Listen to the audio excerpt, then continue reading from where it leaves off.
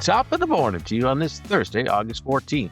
I'm SBJ senior writer Joe Lemire bringing you the Morning Buzzcast. The headlines today: the Portland Trailblazers have a new owner, the Minnesota Twins will keep its owners, and Abe Madcore is eating a free hamburger. At least I hope so. I'm filling in today as Abe is in Wisconsin on what seems to be a perfectly timed trip because the Brewers yesterday won their 12th straight game, triggering a free burger promotion from Milwaukee-based restaurant chain George Webb that dates back to the 1940s. Apparently, Mr. Webb predicted a dozen wins in a row for the Milwaukee Braves back then. It didn't happen. But the Brewers have twice completed a streak of 12 wins, first in 1987 and then again in 2018. Both times, the restaurant handed out more than 100,000 free burgers. The Red Hot Brewers have the best record in the majors by more than 5 games and narrowly missed the milestone last month when their streak was snapped at 11. I haven't been back since the Brewers' run to the NLCS in 2011, but the park was electric then, and it's a great baseball town, and I'm sure they're hungry, awaiting their burgers now. Over to Portland, and remaining in Portland, where Tom Dundon has confirmed to SBJ that he has reached a tentative agreement to buy the Blazers, and importantly, he has indicated plans to keep the Trailblazers in Rip City. The price tag for the franchise reportedly was north of $4 billion to purchase the team from the estate of the late Paul Allen. His sister, Jody Allen, has chaired the trust owning the Blazers and the Seahawks since his death. She looks awfully savvy today, given that she rejected a $2 billion offer from Nike co-founder Phil Knight just 3 years ago. But with the new NBA media deals in place, franchise valuations have been skyrocketing.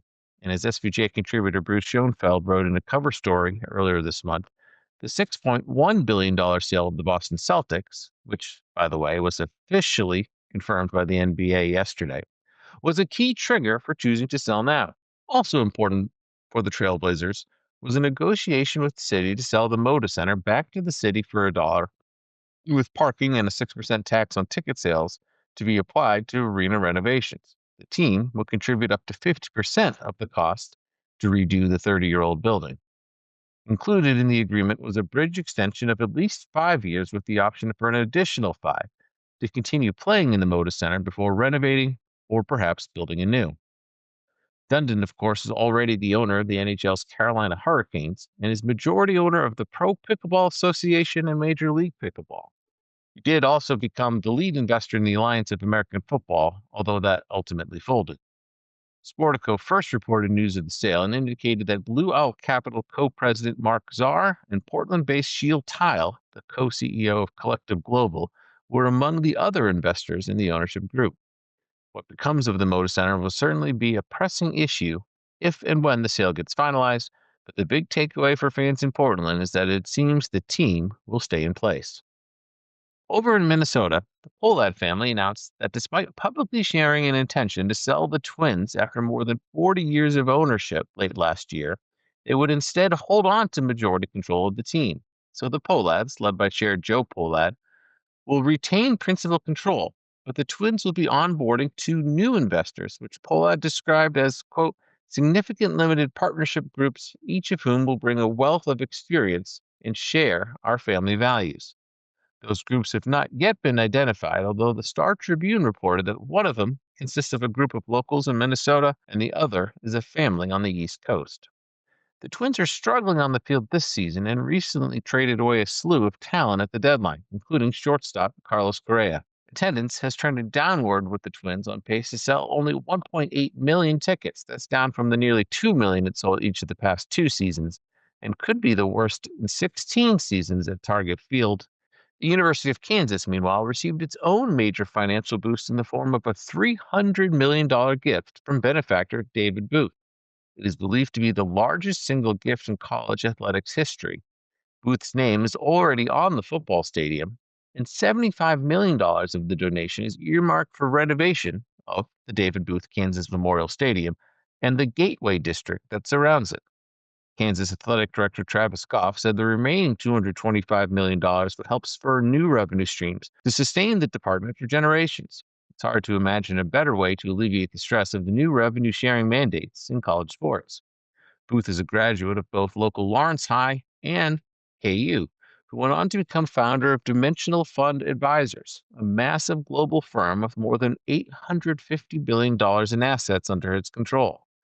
The prior largest donation to KU Athletics was his $50 million in 2017 to start renovations of the football stadium. Among his other gifts to the university was a $4.3 million purchase of James Naismith's original Rules of Basketball, which he then donated to KU. Notably, this was actually not the first time he had given $300 million to one of his alma maters. He gave that amount to the University of Chicago in 2008. That's where he earned his MBA, and the business school now carries his name.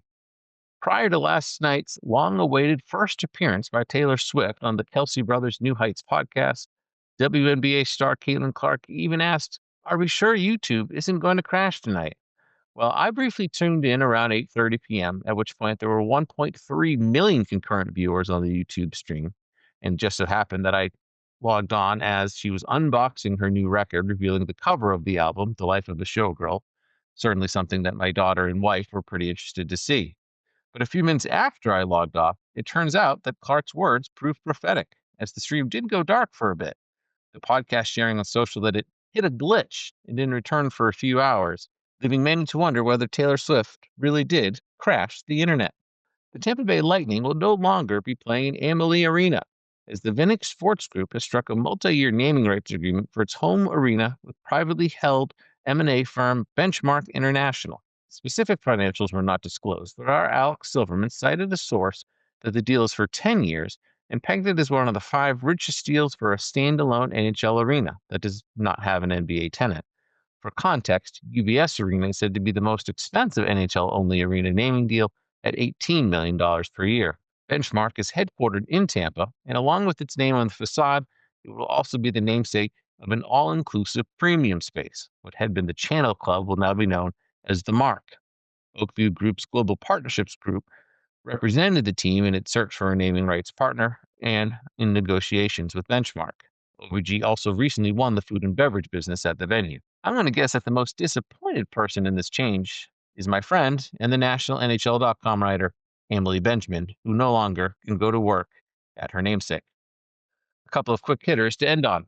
Red Bull, which has become a globally successful owner of soccer franchises, action sports properties, and Formula One, has made its first foray into rugby, buying the Newcastle Falcons in the English Premiership and renaming it the Newcastle Red Bull. Certainly a sport to keep an eye on given Red Bull's track record. Also, Venus Williams received a wildcard entry into the U.S. Open singles draw. At age 45, she will be the oldest competitor since Renee Richards was 47 back in 1981. Williams last played a singles match at the U.S. Open in 2023. She also received her second Barbie doll yesterday, this time as part of the Inspiring Women collection. It'll be released on Friday and feature her likeness from when she won Wimbledon in 2007. Venus was first rendered as a Barbie last year in a collection of 9 trailblazing female athletes. Finally, in the much-anticipated Netflix documentary on Dallas Cowboys owner Jerry Jones, he reveals for the first time a battle with cancer. In a Dallas Morning News story further elaborating, Jones explained he had stage 4 melanoma diagnosed in June 2010 and had 4 surgeries over a span of 10 years to eliminate tumors that had metastasized. He credited an experimental drug as helping save his life. The sports business world is so glad that the scare seems to be behind him and wishes him continued good health. This has been your Morning Buzzcast for Thursday, August 14th. I'm Joe Lemire. I'll be back again tomorrow. Have a great day. Talk to you then.